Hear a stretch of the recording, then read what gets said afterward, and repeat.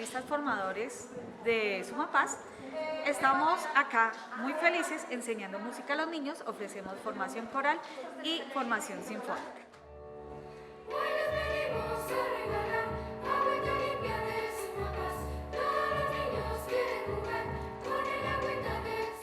Esto ha cambiado mucho en mi día a día y puedo tocar un instrumento, cantar y pues esto me ha ayudado a expresarme mejor, a perder ese pánico escénico. Estudiantes que han participado de la propuesta, creo que hay un fortalecimiento en el ser y lo se ve uno con responsabilidad, con disciplina, unas actitudes que uno en diferentes espacios del colegio no encuentra.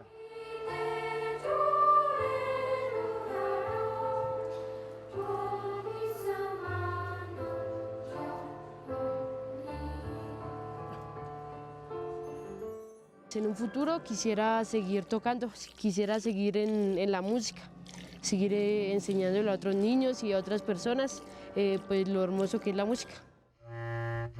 Es algo que nos enorgullece a nosotros como padres y pues que sigan apoyando estos proyectos porque es algo que les sirve a nuestros hijos como mamá y yo creo que la institución y todos, porque aquí todo el mundo nos ponemos muy felices cuando ellos cantan y tocan estos instrumentos. Cambiarme el disfraz, luna, luna, luna, te queremos pintar la carita redonda del color del carnaval. Luna, luna, luna, la tristeza se irá. Los invito a todos los niños de Colombia, de los que nos estén escuchando, que vayan y conozcan la filarmónica, la música, lo que ustedes quieran estudiar, motívense. Te